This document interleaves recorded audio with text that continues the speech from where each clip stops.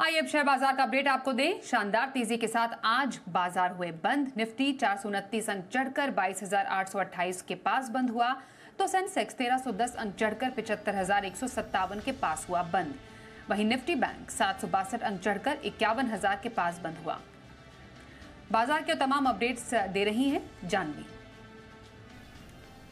ये हफ्ते की शुरुआत हमने ब्लैक मंडे के साथ की थी, लेकिन ये आज क्लोजिंग होते होते ये पूरा ग्रीन फ्राइडे हो चुका है। आज हमने देखा कि जो भारतीय बाजार है उसमें काफ़ी अच्छा मोमेंटम था, चौतरफा खरीदारी आती हुई दिखी थी।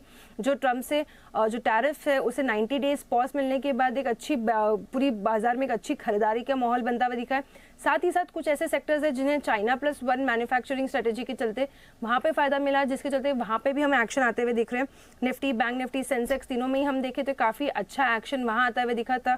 अगर ब्रॉडर इंडिसेस भी पुल अप करें तो वहाँ पे भी एक अच्छी गेंस आती हुई दिखी, 2 से 2% तक की गेंस दोनों ही इंडेक्स में आती हुई दिखी है। लेकिन अगर खास बात एक आज देखें, जो मंडे को बड़ा सेल ऑफ हुआ था उसके बाद अगर हफ्ते के एंड में देखें, कुछ ऐसे चुनिंदा इंडिसेस है जहाँ पे बहुत अच्छे गेंस आते हुए दिखे। मिसाल के अगर तौर पे देखें तो निफ्टी ने करीबन 600 पॉइंट्स गेन किया इस हफ्ते। बैंक निफ्टी ने करीबन 1100 पॉइंट्स गेन करते हुए दिखे। अगर आज के इंडेक्स गेनर्स की बात करें सेक्टोरल इंडेक्स की, तो मेटल इंडेक्स ने करीबन 5% तक की उछाल दिखाई है। फार्मा इंडेक्स में करीबन 2.5% तक की तेजी रही है। एनर्जी में एक अच्छी, निफ्टी एनर्जी इंडेक्स में एक अच्छी तेजी आती हुई दिख रही है। मेटल की गेनिंग एंड्स की स्टॉक्स की बात करें तो हिंडाल्को में बढ़िया तेजी थी, करीबन 6% तक की वहाँ पे तेजी है। पिछले दिनों में काफ़ी प्रेशर में था, लेकिन टैरिफ्स पॉज होने के चलते वहाँ पे एक रिवाइवल आता हुआ दिखा है। पीएसयू स्टॉक्स में बात करें तो वहाँ पे एक अच्छी गेनिंग एंड्स के ऊपर आज स्टॉक्स आते हुए दिखे। ओएनजीसी, आरईसी, कोल इंडिया में देखें तो एक अच्छी खरीदारी आती हुई दिख रही है। लेकिन अगर China+1 मैन्युफैक्चरिंग स्ट्रेटेजी की बात करें तो उसके चलते जो बेनिफिट आता हुआ दिख रहा है वो अंबर एंटरप्राइजेस, डिक्सन टेक, केपीआर मिल्स, ये से कुछ काउंटर्स है जो जहाँ पे benefit of China+1 manufacturing strategy आता हुआ दिख रहा है।